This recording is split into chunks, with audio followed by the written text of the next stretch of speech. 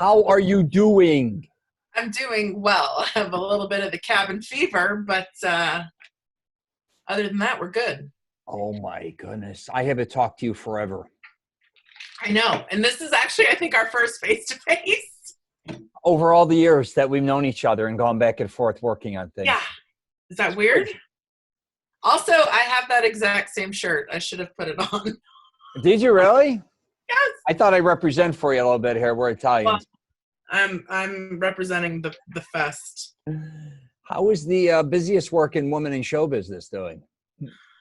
I mean, good. Now it's like slow. I was just talking to a friend. I was like, I guess I'm just going to write while I have all this downtime because we can't do anything else. I know. That's why I jumped on these podcasts. Yeah. Smart. Oh my God. So we're going to start I wanted to do something unique with you though. I want to kind of go back to your past, how you even ended up in the industry and Sure. what you've kind of fought through to get to where you're at. Because let's face it, you've had an unbelievable journey. Well, you always hear about different people's journeys, this and that, but I mean, you truly have. And you also, I think to a certain point, ended up at the right place at the right time, being in Georgia. Yeah, I think actually most of everything I've done feels like I've accidentally fallen into it at the right time. Because I have a very kind of unorthodox way of doing stuff, but It works. You get it done. Yeah.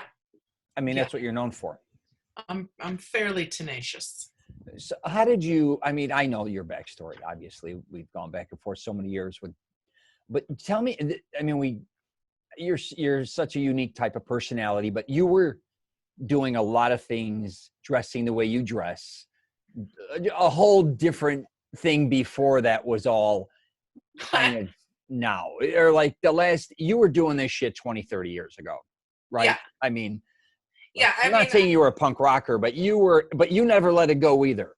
No. Right? You've held on to, you're holding on to it too. I am. I think that's what keeps me young. Like how old am I going to be? I'm about to be, oh my God, I think I'm about to be 44. That's unbelievable.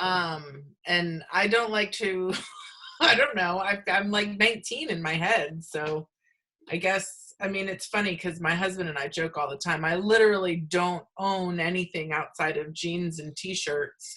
I was like, God help me if we ever have to dress up for anything. I mean, I just recently bought a pair of Converse sneakers that are glitter because those are my fancy shoes. Right. So, yeah, I don't know. I just like to be comfortable. I guess I just never fashion-wise grew up. Yeah, but I mean, even your coloring of your hair and stuff, you were doing that shit long before anybody was doing it. I mean, of course, people did it, punkers and in the 80s and things, but I mean, you kind of were doing it's kind of different. It was film orientated, I guess you could say, not as much music. Is that what I'm trying to say too? Like maybe. How you kind of stood out in that realm, or film and television or whatever you want to say? Yeah. I guess. I don't know. I never gave much thought to it. It was just kind of what I was into. I mean, I don't really think I thought about it as far as what other people were perceiving it as. That's why I'm always kind of like, really? You saw that? You think that? I don't know. It just was like, I got to get my hair done. It is funny, though, seeing you with all the other mothers, though, all the time and how different you look compared to your community and a lot of, I would say as far as the community I live in, I probably stick out a little bit more than the average suburban mom, but what are you gonna do? So let's go for the beginning. You went to film. Did you go to film school or screen? I can't remember. You did or didn't? I thought you did. I did, but so I went to Ohio University. They did not have an undergraduate film program. So I technically minored in film and I majored in communications with an emphasis with video production and film. Yeah. So we kind of learned, television studio stuff. And then they were kind of the years that I was there were focusing, like you could either go the television route or you could go kind of the single camera narrative film style route, which is what I did. And the film school, I mean, we actually shot on film. I actually have a 16 millimeter really horrible silent film melting somewhere in a box. And I was like, oh. That's for the birds. That was old really school. difficult. Oh my God. Yeah. I Yeah, mean, my it's cousin crazy learned now that too. because people go to school now and it's like everything's digital. It's unbelievable. We had to learn all of that stuff. And then even the video stuff we were doing, I mean, it was super VHS. So, I mean, right. It was not at all the tools that we have nowadays. No. So then you ended up leaving there. Yep. With 3 friends that I went to college with, and we moved out to LA. Yeah. In hopes of, I don't know, the next step, our careers. How did that work out, you think, overall? Learning experience, because we all kind of lived in California. Had our ups and downs there, you know what I mean? And I think it's a good thing for people to experience. I mean, if someone's ever like, oh, you know, I really want to leave the nest and go experience, you know, LA or New York or anywhere. Right. Do it, because that's kind of when you can do it, is when you're young and you don't really have any responsibility outside of yourself. To just go and experience it, because I would hate to live out your life and get to the point where you're like, I wonder what would have happened or how that would have been or what kind. Absolutely. You know, I did the journey. It's the journey along the way, right? Yeah, and I was only out there for 2 years, and I was like, I don't think LA is for me. I'm gonna go. It's funny because you would think it may be more for someone like you, if like your personality. I think to a certain degree. You're very outgoing, very creative, and yeah, it was the weird thing is I think I was just very sensitive. I'm about to get like new agey and crazy on you, but I felt like the energy of Los Angeles was kind of sad. Gotcha. And it seemed to affect me, and I never found my footing. I never found my people. I always felt like I was completely alone out there, and I didn't like that. So really, it is alone. It's an amazing place because as far as so many people are there when you're there, but you're so alone. Yeah. Especially because you're spending also so much time, I said, driving in your car alone, which is an interesting thing, but with traffic and it's just an alone type experience. It's not like everyone thinks it is. No. And it's so living expensive. there. I mean, I lived basically right in Hollywood. The 4 of us shared an apartment because that's all we could afford. So we were all packed in, and it's expensive. I mean, I mean, unless you're extremely established and doing quite well for yourself, I don't know how people live in LA proper. It's outrageous. It's not easy. There's no question. Yeah. So then you left there, is that where you ended up going to Georgia? Yeah. How did you pick Georgia? When I had a friend that I went to college with, and he was here, and he had an extra bedroom, and I was like, I don't want to be in LA anymore. I don't know where to go. And he's like, would you want to come to Atlanta? I'm like, all right. Give it a shot. Is that when you went and worked with Mark? So we have a mutual close friend, both of us. Was that FIZZ City? Was it still FIZZ City then originally, right? Yeah. So the internet was still new-ish, I guess. Yeah. It's not anything like it is now. Right. And when I had gotten to Atlanta, I literally was like, I forget what the book was. They had like a production book. Was it like the Georgia 411, or I might be getting that wrong. It was like a production book that you could get at the bookstore, and it had like every type of entertainment, anything in it. And I was flipping through and just sending out blind resumes. And I saw FIZZ City Films, and I was like, wonder what this is. And they happened to be looking for like an office manager at the time. And within 2 weeks they had hired me, and it was awesome because I was like, oh my God, I went to Atlanta with no job and no money. So, there's a knock at my office door. Let's see who that is. I'm excited. Oh, it's my daughter. Hello. Oh, wonderful. I love these surprises. Do you want to say hi? Hello. How are you, my dear? You could come in a little closer. Keep walking. There she is. Look how big they got. I know. They're like whole people now. Oh my God. I remember when they were so little, when you'd post. It's unbelievable. Yeah. 14. Jesus. Time has flown since I met you. I think we've known each other a lot longer. I think when we both think about it, like it's probably 10 years. I don't know how many years. 7 or 8 years, maybe. Yeah, probably. That's amazing. Like that. They were little. We're going on a golf cart today. You're going on a golf cart. Ava. To get Ava. And then we're going to come back and go on skate. And you're going to skate. Okay. Okay. Sounds fun. Bye. Nice to meet you. You too, mate. Break anything. Okay. Will you shut that? Yes. Let me. They've gotten into skateboarding. Oh, that's cool. Same Feet with apart, mind you. Social distancing. Yeah. Yeah, Ria's son does that too now. He skateboards. That seemed to be the new kind of thing. That or rollerblading a little bit. I think everybody goes through that phase at some point in your youth. You gotta skate or bike or do something crazy. Who the hell knows? Can you hear somebody? I think they're singing behind me or somewhere around here. I love it. Can you hear the backyard? Where are we over there? Is this a backyard area? This is actually, no, this is my, the townhome area. The pool is this way. So I do the podcast over here because it's kind of quiet. The lake's this way. It's that's so pretty. My backyard's cool, but both of our neighbors have kids and a lot of times they come out and we like, you know what I mean? It becomes crazy, but also because of the lighting here, it's nice. Yeah, it is nice. They just reopened our pool. I was thinking of going in there, but then you never know who's going to come in and out and they blast music, but I don't know if you can hear music. I think someone's playing it from their balcony. I don't even know if you can hear it. I can hear it. You can hear it a little bit. All right. Yeah, I wish I had more exciting. I'm in my office is a mess. But no, it's good. It's good. That's where we are. That's cool. So then after Mark, Mark Simon, we could kind of explain who he is. He's a mentor, I think, of both of ours to a certain degree, right? Of course, he worked on a lot of John Hughes films. He owns his own production company in Georgia. Mm-hmm. He used to work in Chicago. He was from Chicago originally, went to LA, very similar to you, and then ended up going to Georgia.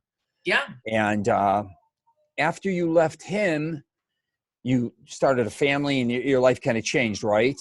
Yeah. Like I just kind of stopped everything creative for a while. And not purposefully. I think I just was so consumed with babies and married life and trying to figure out like what I don't know, what do you do next? Right. You think sometimes we go through it's not an escape, but like we kind of burn out at times where you don't even realize like we just need to do something different for a while.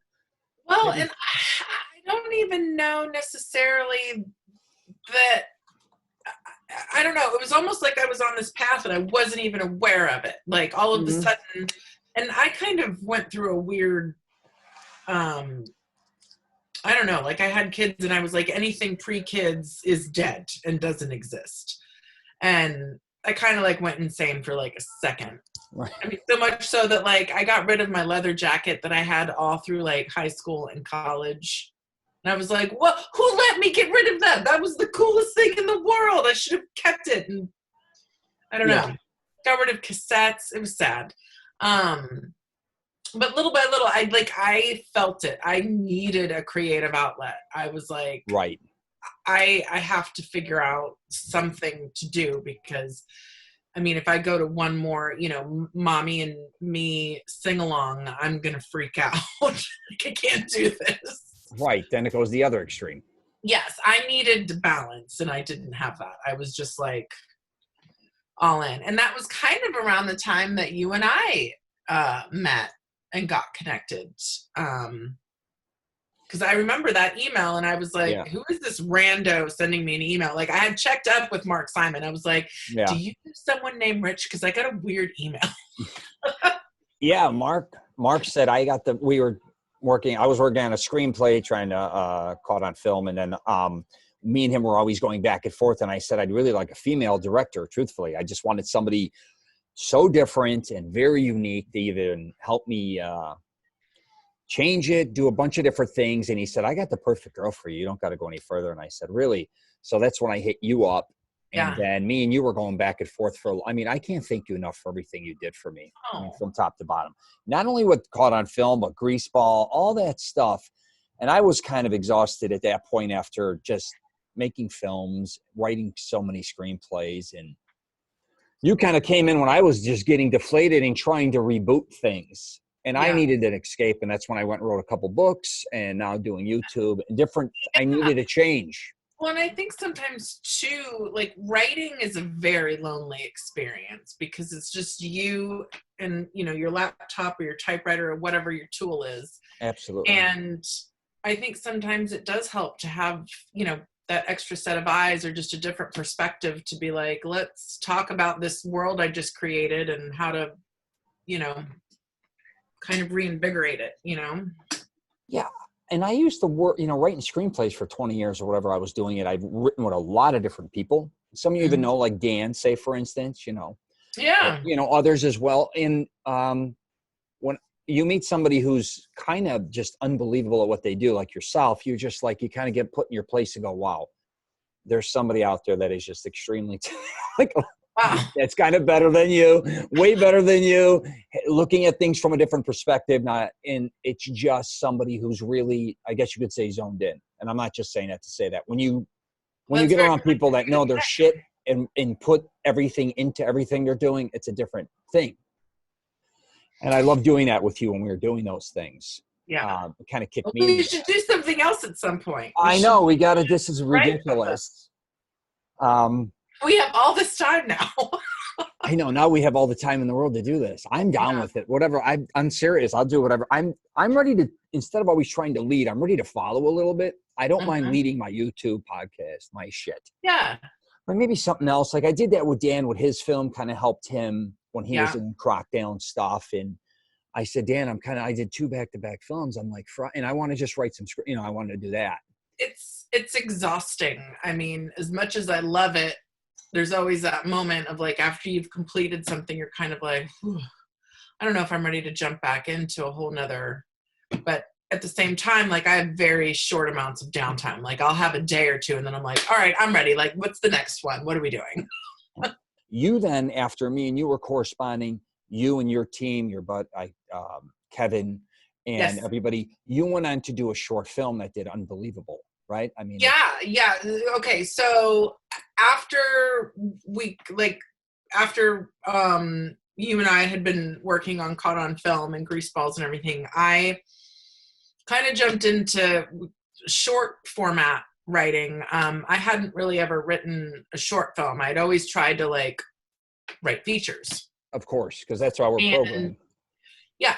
Kinda. And so I was like, well, I've talked to a few friends of mine and, some people were doing film festivals. I'd never entered a film festival. I'd never gone to, outside of going to Sundance with Mark, actually, a billion years ago. I'd never been to one. So I was like, I'll try my hand. I'll write a short story. Like I'll write a short screenplay. And actually, again, another connection with you. You had mentioned Shriek Fest and Denise Gossett. And I was like, it's a horror fest. Like, this is cool. Maybe I'll submit and see what happens. Was not anticipating to get in. I knew you'd get in. Well, Denise is wonderful. And I said, you know what, if you do something, because I used to go to that festival. Yeah. I knew you were going to do something unbelievable. So go ahead. It was a phenomenal experience. I just had no idea. I was like, it was the first thing I had written in like 10 years. Right. And it's funny, even back now, Mark was like, we should do something with that script. I was like, really? I can do better than that. But right. I don't know. I guess we all are kind of our own worst critic or harshest critic. And I didn't think I had done that great of a job, but I was like needing to exercise those muscles. So believe me, when I got accepted, I was like, holy shit, we are going to LA, I guess. I got to go to this fest. Right.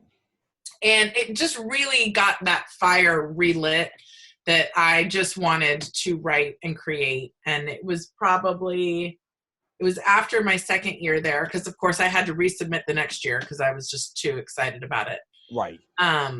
That somebody actually there was like, oh, have you heard that, do you know about Stephen King's Dollar Baby program? And I'm like, no, but I love Stephen King. Tell me more. That's your guy. And they had, you should see if I could turn this. I have like an entire library. It's just his. Yeah. And basically you could go and apply. And if he had a short story that had not been commercially produced, you could, apply to adapt it and get the non-exclusive rights. And I'm like, maybe I'll do this and maybe we'll make a film. And it was just, it happened that simply. It was just a matter of me picking a story. I wrote the script, and again, I immediately reached out to Mark, and it was kind of funny because, I almost didn't feel like I was worthy of asking him to be involved, but I was like, yeah, I think I'm going to need a DP. Do you know anybody? He's like, Vanessa. I'm like, oh no, I don't dare ask you that. I feel like that's beneath you. Oh, no. He was like, no, I read it. I love it. I think we should do this. And I wasn't even going to direct it at first. I was a little bit concerned as to whether or not I would be able to executive produce and line produce and literally pull the entire thing together and still have enough bandwidth to direct the film. So I had brought someone else on. And as we were going through the process, I was getting more and more like, I got to do this. I'm so sorry. Please don't hate me. I can't let you direct. I have to do it. Like, I didn't think I could, but I can. And you got to. Yeah, I felt terrible because it was like, several months before we were set to shoot, I was like, yeah, I'm taking that away from you. I'm so sorry. I figured I didn't know if I would get that opportunity. So I kind of was like, I'm creating an opportunity. Why am I handing it to someone else? Sure. So I took it back. You got to do what you got to do. And it all worked out. Yeah. So you went on to win how many awards with that? I mean, honestly, it's just unbelievable what you won. I mean, it did okay. It did okay. It played at, I think it had screened at like 50 fests. Yeah, I mean, I sent it everywhere because I was like, I can't do anything with it. It can only play at film festivals. What was the name of it so they know at least? Rainy Season.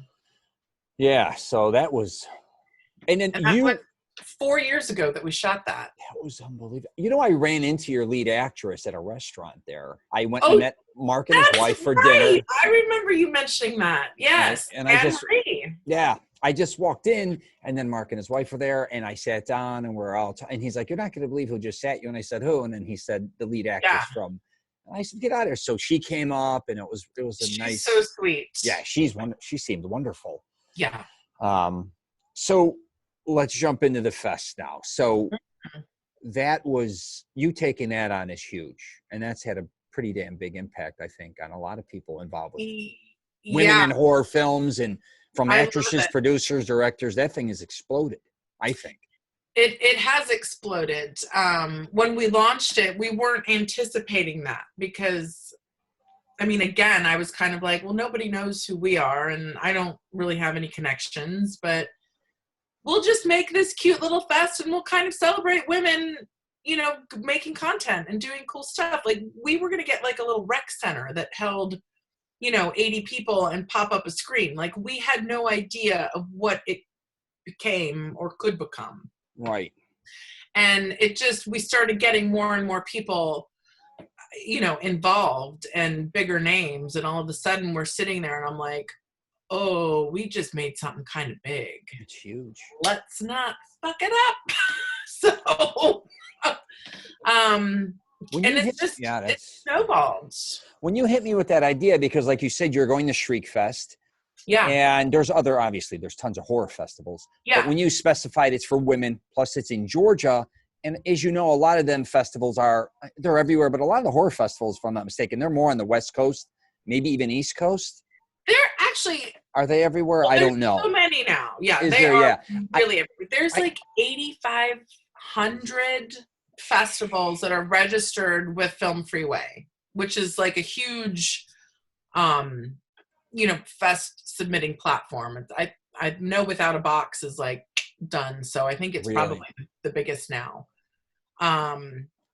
They used to have a big one in Orlando, a horror fest. Oh, more than one. Oh, they still do. There was big. There are a couple huge because of the conventions, but also at the Wyndham Hotel had a huge one. Yeah. I don't know if you ever heard of that one.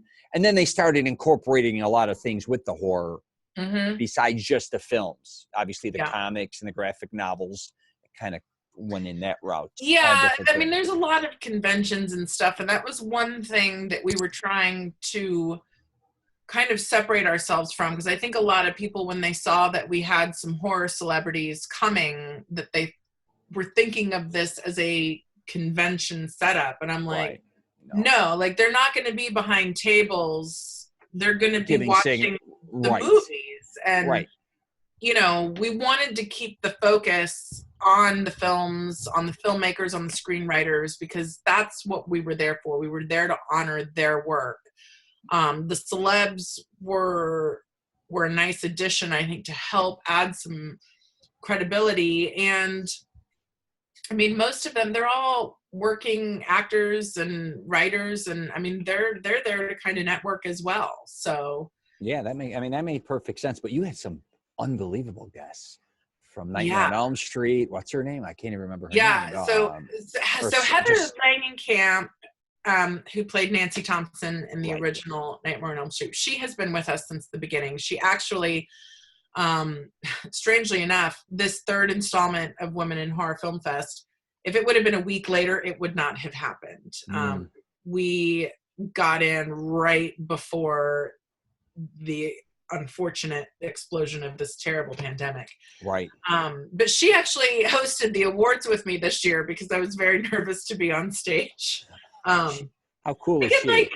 She's super cool, right? Oh, it's so nice. I mean, thank goodness. Like, we got up there and I was like, can you just read everything and I will bring you the awards handout. Like, hysterical. This is what you do. You're good at it. I tend to ramble and like, this is fine, but oh my God, put me in a room full of people and I'll turn bright red and start sweating and just be like, hey, don't look at me. Look away.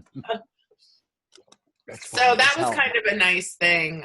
So she came this year. Amanda Wiss, who is also an actress. She was in the original, and she's been doing all kinds of stuff. That woman does not stop working. She's phenomenal. Is that the little skinny blonde? Yeah. Right? That got murdered right off the bat, right? Like you thought she was the lead. Probably had one of the most iconic deaths in a horror film.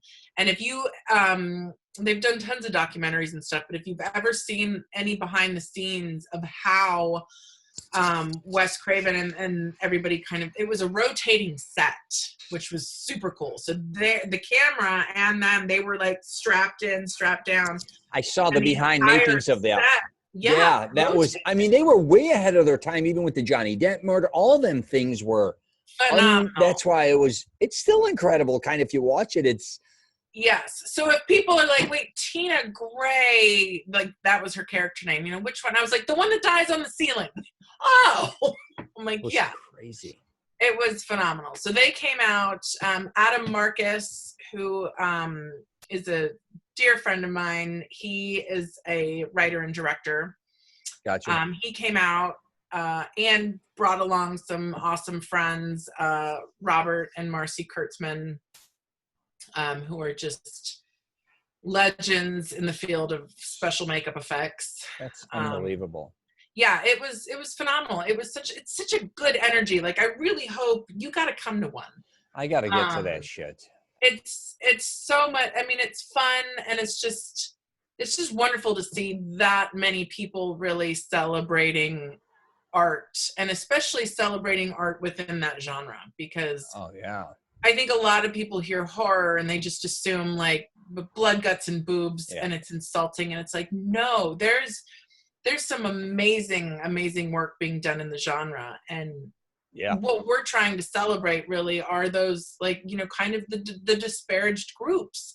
Sure. And we don't want to exclude anyone. I mean, a lot of people, like, we had, you know, I mean, the winner of the best feature was written and directed by a guy, and people were like, how is that possible?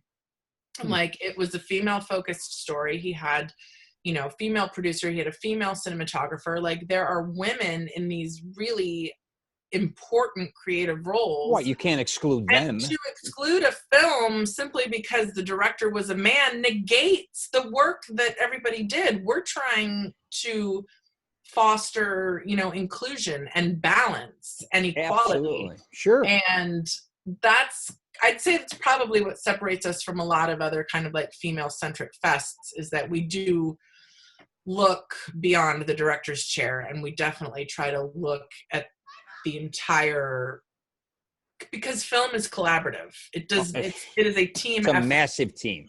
It's more than a team. Yes. You know what I mean? Really, it's more than a team. You've got all of these. So to me, to just say, well, it's all about the director is a little ridiculous, or it's And all I about say a that as a producer. director, and Right. I know full well that there is way more than me making that happen. They're all making it happen for you.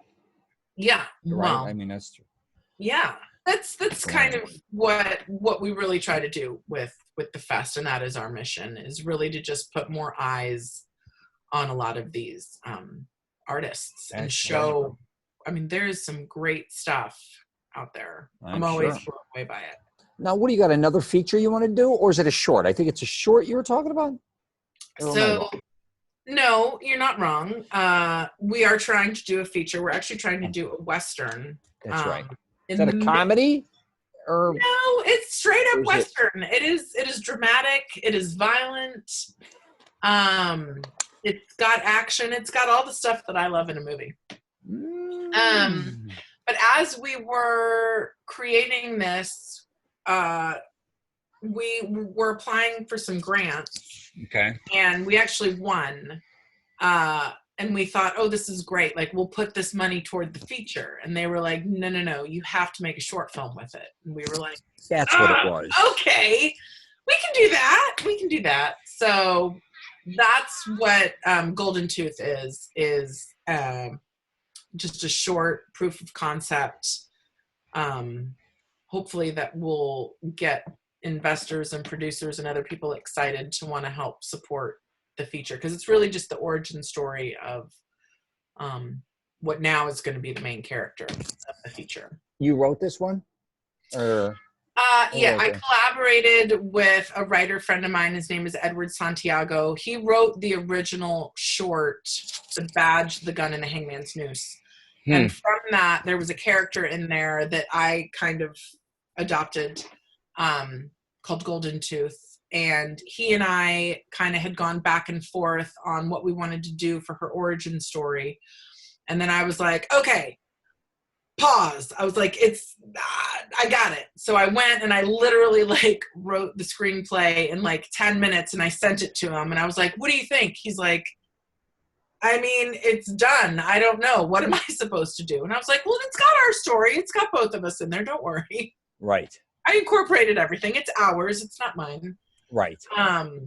But yeah, I mean, it was one of those moments where the story was like right there. And I was like, I gotta get it out. It flows out of you sometimes.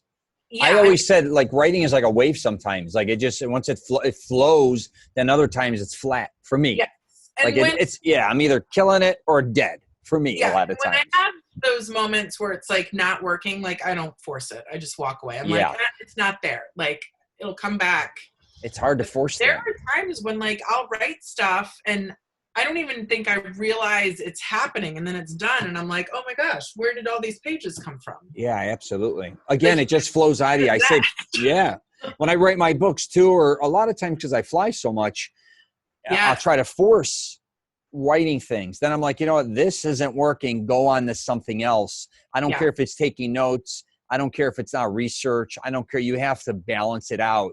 Yep. You just can't. Sometimes even if you're tired a lot of times, it's kind of like reading when you're exhausted. You're just going through the motions, but nothing's really, in my opinion, a lot of times being done right. Agree. I don't know. That's just the way. Yeah. Yeah. Which, I mean, that makes sense. You know, you travel a lot. You're probably like, oh, I'm going to utilize this time and do something creative. But if it's not there, you're just kind of like, well. Yeah, when you write screenplays are brutal because unless there's one or limited characters, but you have all these different people. You got to realize they're all different people. They all talk differently, act differently. Yeah. But when you write a book, that is just whatever you're doing. But it could be different characters. But I'm saying the ones I did were just about me trying to teach something. You know what I mean? Right.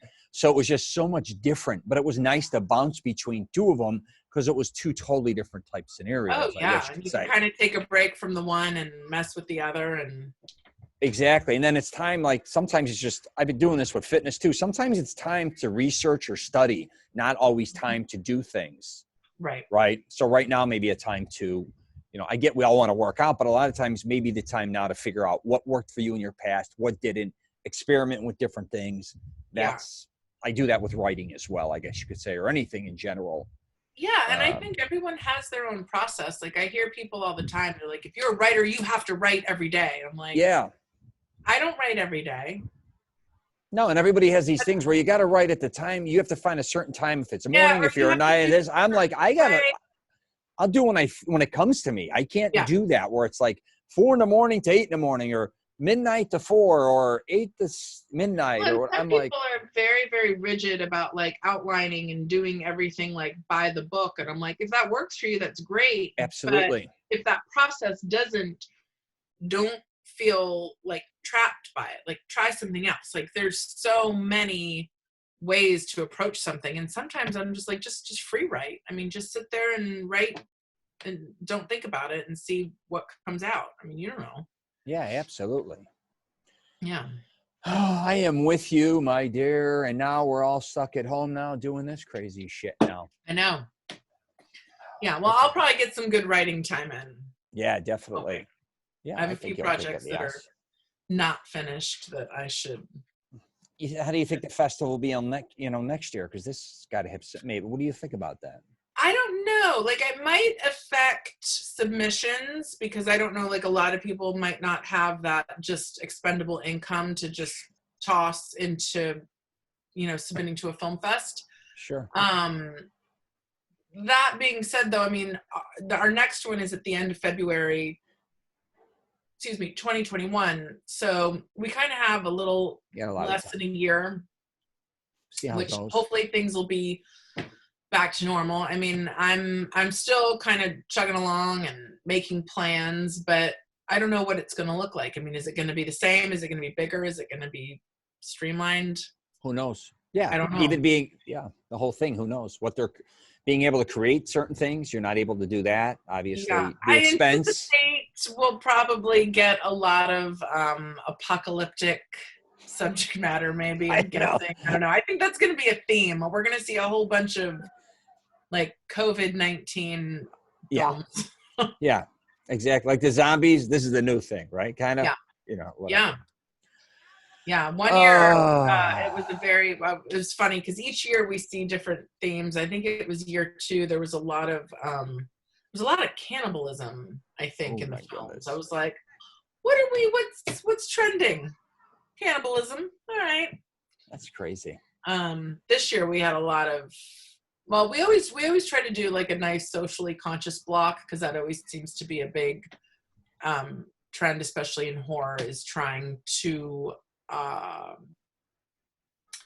don't know, kind of look through that lens of what, like the real horror of what's going on with different things. Right. So unbelievable. It'll be interesting to see what we get and how it is. We're going to stay at the same venue because it was phenomenal and beautiful. Awesome. And that is awesome. There's something about being in like a cool historic theater. Especially in Georgia. Yeah. All right. So are you watching The Outsiders, the new Stephen King on HBO, or did you already see it? No, I need to. I don't have HBO. Right? Probably something to do at this point. I've got the Netflix and I have the Amazon Prime.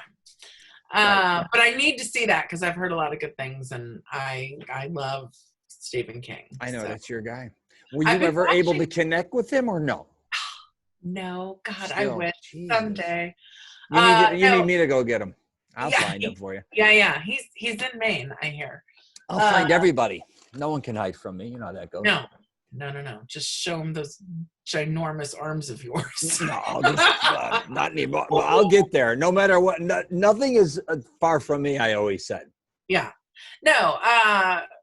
I mean, that's kind of a bucket list item, honestly, is just because I just love his brain. I don't know. Everything that he writes is. I know you do. I'm not saying like I love every single book, but the man just does not stop creating. And I find that amazing. Yeah. And I just love it. And honestly, I mean, just the fact that he probably has never seen it. I don't know if he watches the movies, but I mean, just knowing that I had the opportunity to take something that he created and kind of breathe life into it for others to see is kind of magical, really. Yeah. It's awesome. Yeah, I think it's awesome too. And the reason I really watch The Outsiders, because I said, you know what, Vanessa, she loves Stephen King. I'm going to jump into this. But I've been doing It 1 and 2. My kids like that. Oh, yeah. Whatever. Yeah. Mine liked it too, because it's geared, I guess, toward a younger generation. I've actually been like binge watching a comedy series because I just was like, I need something light and funny. So I've been watching Schitt's Creek, which is it good? Yes. I'll watch it because I don't watch a lot of stuff. I'm on YouTube. I'm obsessed with it. And it's easy to binge because the episodes are only like 21 minutes. But that's awesome. Eugene Levy and his son Dan created the show. Oh my God, I love him. It's remarkable. It's so clever and so silly. He's brilliant. Yeah. I mean, he is the Matt, another group of people that I would love to just like meet and be around and watch them do their thing. He's a legend. That's awesome. For sure. All right, we got to go back and forth to do some more podcasts besides this. I want to keep updates with you. And I don't know what the hell me and you could do. We got to figure something out. I'm sure we will.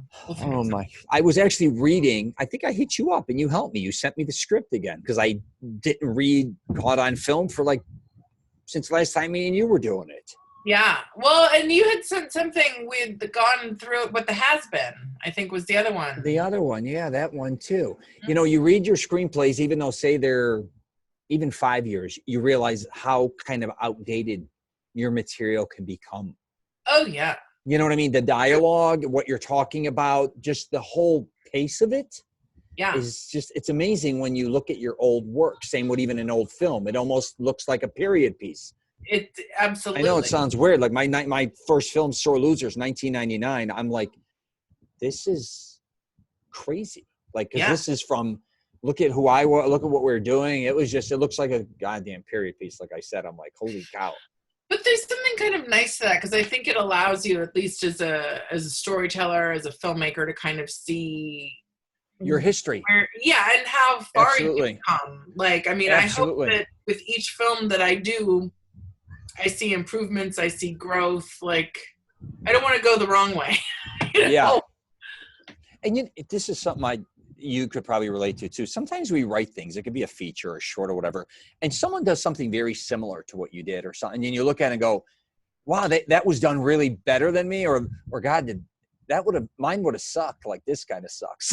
You know what I mean? Or I see where it would have worked, not where the budget works, didn't work, because a lot of what we do is very familiar to others.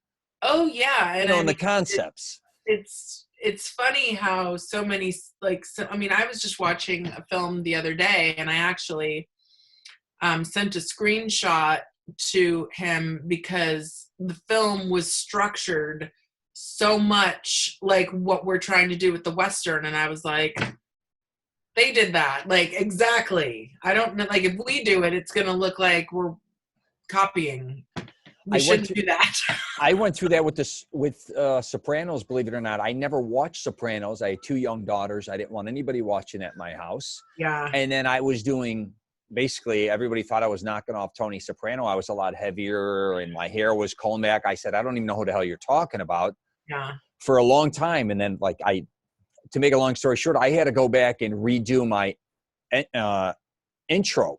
Because it was my uncle, an old Italian greaseball guy, sending me in to go collect money. And I go in this house and there's a big fiasco and all he does is kind of hear it or sees it from the window. Yeah. And then you come out and everything's good, right? That was kind of the opening. And then I heard Sopranos did that. So when I was editing it, then I was watching some Sopranos and people are like, Rich, you got to watch it. And I would wear a white Italian, like a white robe. And they're like, Rich, Tony, I said, I've been wearing these white robes since I was 18 years old. My mom took me to the Grand Floridian at Disney. Right. I said, I'm not, but anyways, it's sometimes funny. I was just saying like how we, when you see certain things.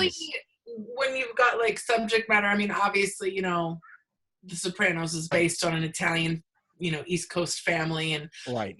But there's a cultural similarity between other, you know what I mean? Like we can all relate to almost everything exactly outside of the crime, but like the little things, the way they do dinner, the family dinners, the food, how they, call certain things, the clothing, it's kind of like, this could be, out of my own family. Absolutely. the murder. But I caught a film on the airplane. I think it's called Little Italy. It's got the actor from Star Wars playing the lead Italian kid and whatever. It's about two families getting in a beef. They own pizza joints. And then I'm watching that because of Greaseballs.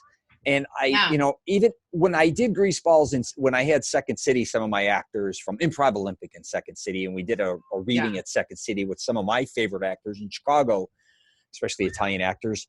A lot of them were acting to New York and things. But when I did the reading, I thought it was hilarious. Yeah. But then when I went and shot the short, it was okay. But I think when you do comedy, obviously you know this, but when you're doing a comedy based on a certain culture, not just doing a comedy where, say, me and you right now start riffing and we do something funny and nuts about whatever, is one thing. But when you have to, it gets very different. Like, say if it was Irish, Italian, or Hispanic, when you got to bring that culture in, it's hard, I think.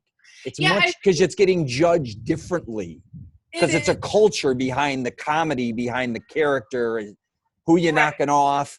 I've already seen this. We don't talk like this. Say it's New York, Chicago. You know what I'm saying? So it's very. Well, and you want to get it right, and you also want to, it's funny. I mean, we're in a time now where everybody's like really, really sensitive about stuff. So it's almost like you have to be careful with, I guess singling out certain groups, but you think, well, I mean, the Italians are safe because we're Italian, so we can pick on them. So. Right, exactly. Everyone gets to pass in their own race or nationality, or whatever you are, not race, but their own ethnic background. Yeah, your ethics. Yeah. But anyways, that was just something But when you create a world and it's like everybody's kind of, when it's everything's being exaggerated and it's a comedy and it's like, it's forgivable. And I think the biggest thing when doing that is, I mean, it's really rhythm. I mean, I equate comedy to like music. Like you have to hit those beats. Oh yeah. Or you're dead. It's like dancing. You know what I mean? Really. I say the same thing. The movements, the action, the dialogue. Yeah, it's all timing. It's absolutely common. I went to go do a comedy because everybody said, Rich, you should be doing comedies. Until then, like I said, I started writing comedies because my back-to-back films were more hardcore, a lot of violence and things. Right. I thought I was ready for a comedy to lighten the load, but doing comedy was so much harder than just basing straight character, right? Just doing a film. It's really hard. I mean, it was just even casting it and just trying to raise funding for it, because I think it's just a high risk of it not being funny is so there. It's kind of easy for all of us to kind of play certain roles if it's a detective story or I don't care what it is. But when you jump into the comedy realm, holy shit. Yeah, it's a lot more challenging than I think people realize. Yeah. Comedy's tough. It's brutal, man. Now it's tougher than ever, I think, because so many things have been done and there's so much competition and there's, I mean, and literally, I mean, it's just so many things being out there now. So anyways. Well, yeah. I mean, I think we're kind of in that era now where it's like someone had asked me like what's some of the good and bad of being like an indie filmmaker, and I'm like, well, the good is that we have all of these resources and all of this technology at our fingertips that like anybody can be a filmmaker. But that's also the negative, right? Because like anybody can do it, and so you're now drowning in a sea of all of this, and it's really hard now, I think, to stand out from saturated. That. Yeah. Yeah. Oh, it's so oversaturated. Yeah. It's like you would never want to discourage anyone, but when people are like, "Oh, I've got this," it's like, okay, let's take a look and see where you are and what. I ended up some close friend of mine wanted to produce a film possibly with me and some others as well that I'm not going to name them now because we didn't do it. But I ended up, they said, Richie, we know you love reading scripts. I said, yeah. And I got a knack for taking notes for them and whatever. Yeah. So for like a year, I was reading probably I'd say an average of a script, sometimes a script and a half, I'd say a day, sometimes 2 or 3. Some days I'd have a break for a couple of days, but I literally read hundreds of scripts. Yeah. That they would send me. I think I may have reached out to Mark, everybody was sending me scripts. I don't know if you remember that story when I was in California again. And I'd hate to say it, after doing that and reading so many and rejecting 99% of them, I realized, I said, this is what, and I was on the flip side of that. But I'm like, and I'd hate to say, a lot of things just aren't that good. I'd hate to say it. Well, or in my opinion, when you're reading it, and I'm like, that's why they didn't get produced. They didn't get picked up. They're not getting financing, right? A lot of times, in my opinion. But it was just, to be on the other end and reject people instead of getting rejected was a crazy flip. Well, I would rather get rejected than have to reject somebody else. I hate that, especially running. I mean, we have a screenplay competition within the fest, and you know, a lot of what we get is really promising and great and has potential. We do get a lot where it's like, if it's not even in the right format, I'm like, no, like you should not be submitting this to a competition if you don't even have it structured properly. But you know, I hate it when somebody sends something in and you can tell like they're so passionate and they just want this so badly and they're just not there yet. Yeah. And you know, I mean, at that point it's just a score, it's just a numbers thing, and you're like, well, we can't obviously take everybody, but that to me is the worst. I mean, I hate having to be the messenger in that situation where it's like, oh, like I want to help you and I want to see you grow, but you're just not there yet. Yeah, I would just give my personal notes, and most of the time people would be like, Rich, or I would be like, well, you should be one of our screenplay judges this year. I'll do some for you. Absolutely. I have no problem doing that. I just got one sent to me again from somebody in LA who's a producer and said, Rich, what do you think of this one? And then it was about cops and all these different things. I said, not that I hang around with a ton of cops, but I'm like, I don't find anybody behaves this way, talks this way, does this. Yeah. And then they had to tell you all these, and they're like, Rich, thank God you just said it the way you did, because that's kind of how we felt. But we didn't know. And I'm like, this is not how the streets are ran. Not saying I'm some super street guy, but the way movies sometimes portray or television, I'm like, but they get them made. God bless them. But I'm like, I think as a writer, that's something I would tell other writers is like, you know, the rule, write what you know. But when 100%. You're writing something that you don't know, like you have got to do research.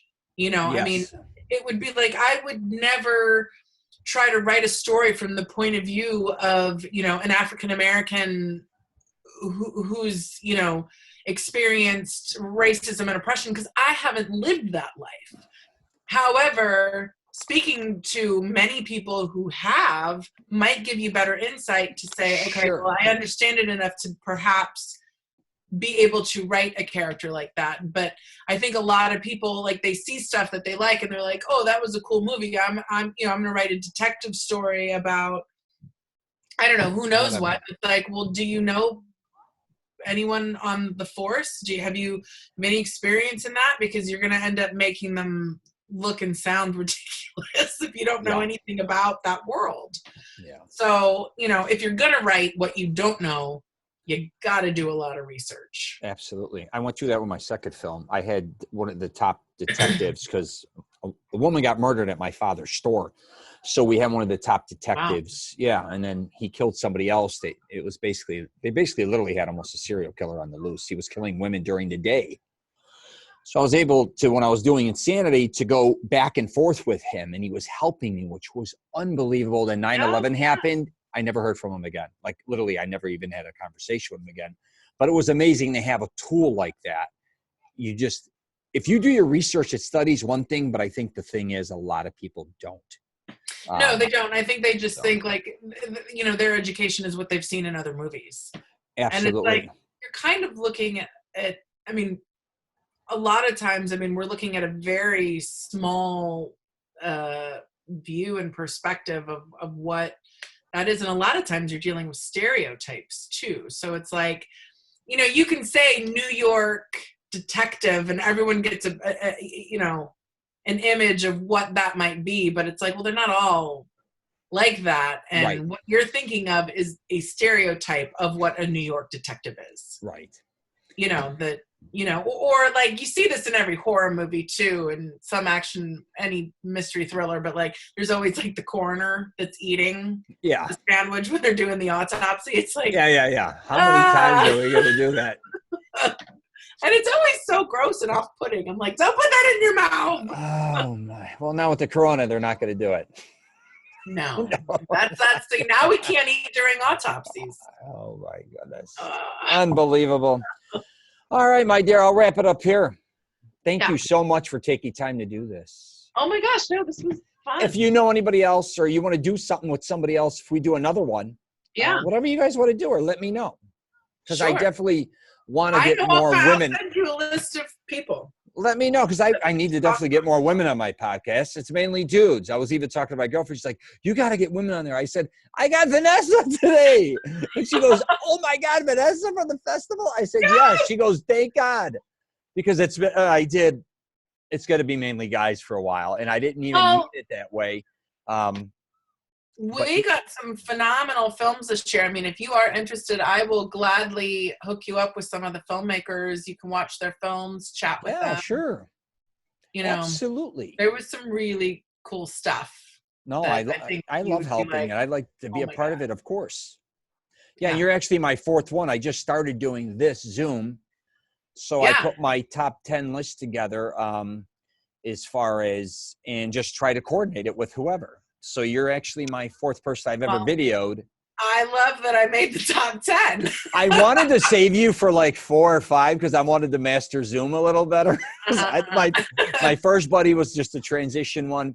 And then I had to get my buddy who runs the best gym in a big boxing gym in South Beach. And so I got him on there. And so anyways, I said, I got to get you one of my first people. Well, this has been really cool. Like, honestly, I hadn't heard of Zoom until all of this happened around us, and people have been using it more and more. This is how they're doing virtual learning with the kids. Yes. But I'm like, this is such a cool, like, I don't know, where have I been? Under a rock, I guess. Like, this is such a great way to be able to, like, God, do anything. I mean, you could have meetings. You can do all kinds of stuff. It's really going to be great for the future with you, because then you could put everybody up there. You could put 3, 4, 5, 6 people, Brady Bunch it, and you're on your way instead of. Yeah. I'm like, I'll never have to leave my house again. But that's about it. I'm going to be right here. That's it. That is it. Yeah. All right. That's it. Well, cool. All righty, my dear. You want them to reach out? You want to give them a website or anything in case they want to do anything? Yes. Send me all of the links and stuff, and I'll connect you with everyone I know. All right. And then I'll put on the thing, but do you want to what is the website for your festival and your films? Yes. So for my personal stuff, you can go to VanessaIontawright.com. I'll spell that later. And then the fest is WIHFF.com. That's awesome. Mm-hmm. All right. We'll wrap it up there. I'm going to stop it now. And that's all I got for you, my dear. Perfect. All righty. Hold on a second here.